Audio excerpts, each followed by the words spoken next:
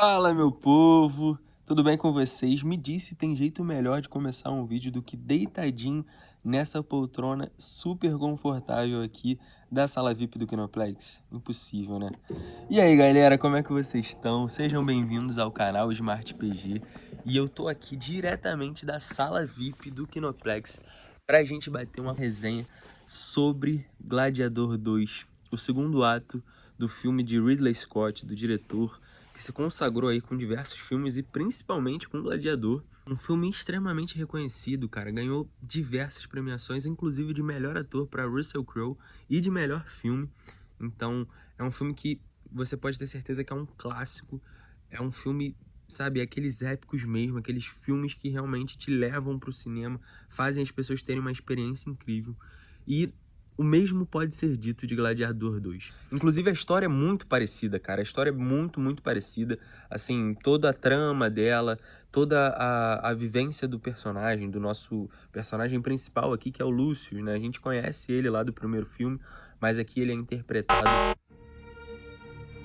Bom, tô de volta, né? Depois de ser expulso pelo Kinoplex. Brincadeiras à parte, mas estava começando uma nova sessão. Então agora eu já tô em casa, banhozinho tomado, já tô aqui depois de algumas horas de reflexão sobre o filme, pra gente conversar um pouquinho mais sobre tudo que esse filme engloba. E assim, eu não tô aqui pra falar sobre spoiler, não tô aqui pra comentar sobre exatamente tudo que ocorre na trama. Meu intuito mesmo é a gente ter uma conversa aqui, falar sobre o filme, entender toda a ideia do filme, por que ela foi criada, o que aconteceu pra gente ter esse filme e o que a gente pode esperar daqui pra frente, sabe? Eu tenho um olhar bem diferenciado para essa franquia, que eu realmente acho que no final desse segundo filme a gente pode ter aí vislumbres de um futuro, um próximo Gladiador aí pela frente. Mas antes da gente começar a falar do filme de fato, é claro, deixa eu pedir aqui para vocês aquelas 3 coisinhas principais que são muito importantes para qualquer canal e principalmente para o nosso canal aqui que está crescendo, nosso canal que é novo. Então, por favor, primeiramente, aperte no botãozinho de se inscrever, aperta no botão de curtir esse vídeo e compartilha ele com seus amigos, nas suas redes sociais, nos seus grupos de WhatsApp, porque vai ser muito importante para que novas pessoas conheçam o canal Smart PG, assim como você já conhece e assim como você que está chegando agora e vai gostar muito do canal. Tem muito conteúdo bacana, então não deixe de se inscrever, beleza? Agora vamos falar sobre isso. Então, no primeiro momento, a gente precisa contextualizar, né? Gladiador 2, esse filme lançado em 2024, 20 anos depois do primeiro filme que foi lançado lá por volta dos anos 2002, onde a gente teve a direção do Ridley Scott, a atuação de Russell Crowe, filme que, como eu já comentei, ganhou várias premiações, inclusive Oscar de melhor filme, Oscar de melhor atuação masculina. Então, é um filme bem aclamado e com certeza a gente sabe como funciona Hollywood. Então as pessoas já estavam de olho, já queriam repetir a dose, já queriam que tivesse um novo filme para reanimar a franquia. E muito se diz que a história teria o Russell Crowe de volta, uma espécie de reencarnação do Gladiador, do Maximus. Mas no final das contas, o tempo foi se passando, a ideia foi sendo dissipada, e aí finalmente, ali por volta dos anos de 2020, 2021, foi surgindo a ideia do Ridley Scott retomar esse papel, e aí ele, junto com o David Scarpa, que é a grande dupla que molda esses últimos filmes dele, esses últimos épicos, principalmente Napoleão. Se você não conhece Napoleão, vou deixar passando um cardzinho aqui em cima agora para você dar uma olhada nesses dois. Clica no que aparecer depois para você dar uma olhada, porque a gente já falou bastante sobre Napoleão aqui, onde essa dupla, Ridley Scott e David Scarpa, fizeram um filme que realmente deixou muito a desejar. Mas dessa vez, a dupla David Scarpa e Ridley Scott conseguiram acertar a mão e conseguiram fazer um filme que realmente vale a pena ser assistido, principalmente nos cinemas. Eles conseguiram fazer um épico que realmente vale a pena. Depois do fracasso lá com Napoleão, a gente vê que a dupla conseguiu acertar alguns pontos que estavam errados, conseguiu trazer muita coisa boa que a gente já assistiu no Napoleão, principalmente o que o Ridley Scott sabe fazer de melhor, que é todo esse cenário épico e todo esse clima de batalhas, de guerras, de batalhas campais, batalhas marítimas. Ele realmente é uma pessoa que consegue dirigir muito bem esses cenários de guerra. Então, nesse filme não é diferente. Tem muita batalha que vale a pena você acompanhar, você ver que realmente foi um trabalho muito bem feito na direção dessas batalhas. A gente nota um errinho ou outro ali do CGI, o que é um pouquinho preocupante, tendo em vista o orçamento, assim, um dos maiores que o cinema já viu, de mais de 300 milhões de dólares. Então, assim, é um filme muito, muito caro. É um filme que realmente, você vê que o CGI ele não é tão bem aproveitado em alguns momentos, que realmente fica muito evidente a falha dele. É um pouquinho preocupante, tendo em vista tanto de dinheiro que foi gastado nesse filme. Então a gente realmente tem coisas grandiosas, tem cenários grandiosos, e a gente percebe que realmente esse dinheiro foi muito bem investido. Mas em alguns momentos eles deixaram a desejar ali. Mas enfim, são erros que você vai percebendo ali durante o filme, mas nada que vai te incomodar tão fortemente assim durante a trama. Mas falando da trama em si agora, falando um pouquinho mais na questão do roteiro, na questão da montagem do filme, é um filme, como eu já trouxe aqui um pouquinho, principalmente quando eu estava lá no cinema ainda, é um filme que realmente ele é muito parecido. A trama, o roteiro e todo o círculo do filme, do início ao fim, eles são muito parecidos com o primeiro Gladiador. E é aquilo que a gente já conhece, né, cara? Time que tá ganhando não se mexe. Então acho que o Ridley Scott ele realmente pensou que ele precisava fazer uma reestruturação, como eu já disse e vou adiantar, eu sei que eu vou falar um pouquinho mais disso no final, mas eu tenho em vista que esse filme ele pode gerar bons frutos para o futuro, para uma possibilidade de novos filmes. Então é quase que como se fosse uma reestruturação mesmo do filme, refazendo a franquia. Claro, a gente tem toda a história do primeiro filme que não pode ser ignorada e não é ignorada. A gente tem muita mesmo. Muita referência sobre o primeiro filme, não só dos personagens que ainda estão vivos e que estavam lá no primeiro filme, mas também muitas falas, muitas recordações do Maximus, que é o nosso grande protagonista do primeiro filme. E aqui o Ridley Scott ele faz questão de te lembrar o tempo todo sobre o primeiro filme, quase que como se fosse uma reafirmação de que o primeiro filme é muito bom e a gente não pode esquecer disso. Esse segundo filme só existe por causa do primeiro. Isso é muito óbvio. Se é um Gladiador 2, ele só existe por causa do Gladiador 1. Mas muito mais do que isso, o diretor ele deixa muito claro. Se a gente não lembrar do primeiro filme, da primeira história, se a gente não lembrar do passado o tempo inteiro, esse filme é como se ele não existisse. Ele vai se perder dentro da sua própria narrativa. E é exatamente o que acontece, já comentando agora um erro, um problema que eu achei do filme, que é quando ele se desvincula do primeiro filme. E não é uma desvinculação proposital, é uma desvinculação porque realmente essa trama, que estava sendo muito parecida com o primeiro filme, quando ela chega aqui no final, ela tem umas oscilações, porque a gente tem algumas mudanças na característica do filme, diferentemente do primeiro, onde a gente tem um arco ali de vingança, muito pautado até o final, a gente sabe o que acontece no final. Só que dessa vez o final ele é transformado, o final é modificado. A gente tem uma alteração pelas características dos personagens, pela quantidade de personagens, de subtextos que estão ali. Então a gente tem aqui nesse final um bolo, um mix de tramas, todas se entrelaçando realmente, todas se chocando, todas batendo de frente uma com a outra, e eu vou falar daqui a pouquinho mais sobre as atuações, mas onde a gente tem a trama do nosso personagem principal, a gente tem a trama do general de batalha, a gente tem a trama do Macrinus, a gente tem o encerramento de ato da Lucila, então vai misturando tudo ao mesmo tempo para se encaixar no final. E aí você começa a ficar um pouco perdido, você começa a ficar um pouco... sabe, algumas motivações ele vão ficando meio perdidas dentro daquela história, mas que como os acontecimentos têm que acontecer ali naquele último ato, tem que rolar, cara, é o final, vamos pautar tudo que a gente precisa terminar aqui nesse momento. Então, tudo é jogado em tela pra gente de uma forma que precisa ter uma ligação, mas não necessariamente essas ligações são positivas. Muito pelo contrário, a gente acaba tendo uma confusão mental ali naquele final, fruto de uma confusão mental da própria produção do filme, que no final ali não tinha mais a referência do primeiro, precisou de alguma forma terminar aquele filme porque já estava esgotando o seu tempo, já estava esgotando o tempo de produção. Então você vê que vai, sabe, é um choque final. Bum, bum, bum, bum, bum, tudo acontece e agora, bom, vamos pro último ato de fato, a última batalha, o bem contra o mal, e aí termina o filme. Então, até a gente chegar nesse último, sabe, nesse final de fato, eu acho que as coisas são muito atropeladas uma com a outra. E isso é um problema sério, porque a gente vai ali se perdendo um pouquinho dentro daquela trama e no final você se pergunta, mas aquele personagem não tinha um ódio tão grande com aquele outro, porque de uma hora para outra isso foi perdoado? E em que momento você percebe que aquele outro personagem que tem, sabe, uma trama bem linear, em algum momento ele descamba para uma coisa totalmente grandiosa? Em qual momento você viu isso acontecendo e essa motivação tão grande para o personagem ter uma reviravolta tão grande? Então, assim, algumas coisas poderiam ser muito melhor amarradas, muito melhor trabalhadas para que a gente chegasse num final mais coerente. Isso não foi o que aconteceu. E aí, agora chegando no ponto que com certeza é o ponto principal.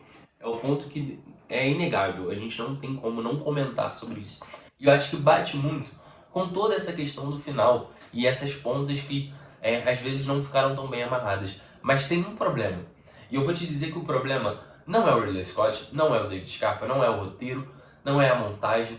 O problema é de um ator específico, Denzel Washington.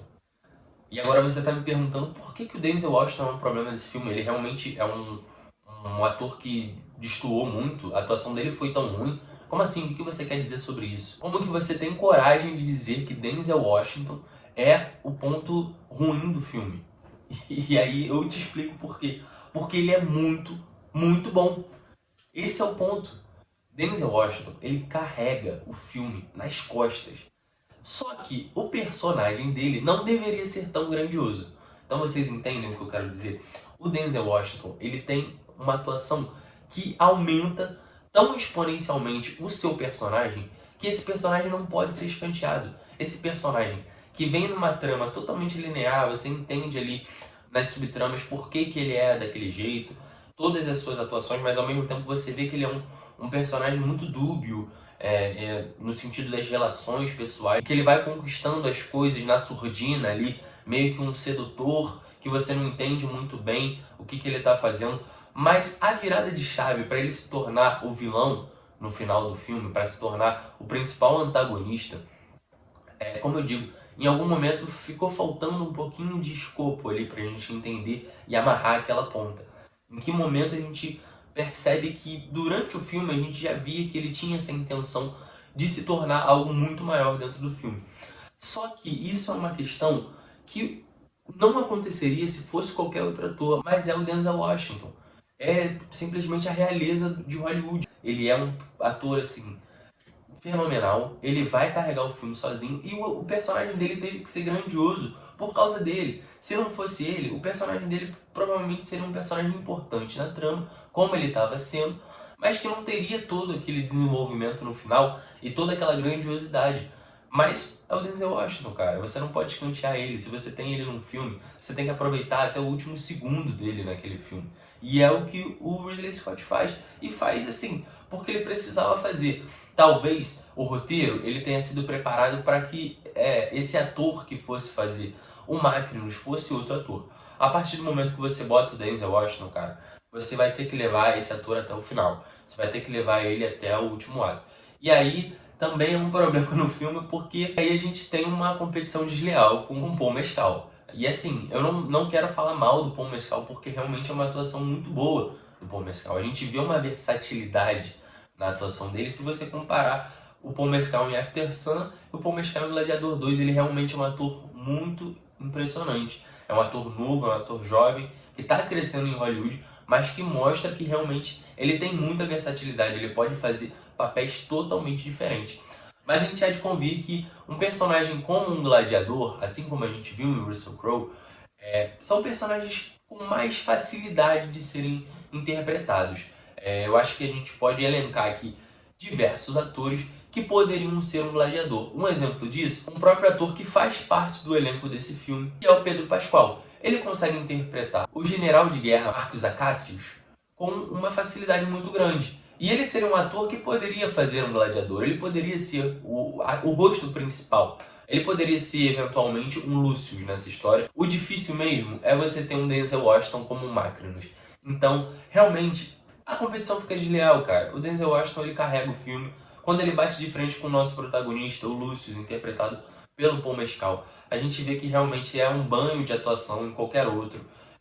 Quando está em cena com a Connie Nielsen, que já é uma atriz que a gente conhece lá do primeiro filme, que também é uma atriz já com uma bagagem muito grande, já com a mala pronta de Hollywood, mas que também quando está em cena com Denzel Washington, meio que é a unanimidade. A pessoa se curva e fala, pode brilhar, meu amigo, brilhe, sabe? É isso. E talvez isso seja um problema de elenco, né? Talvez seja um problema de quem escolhe o elenco.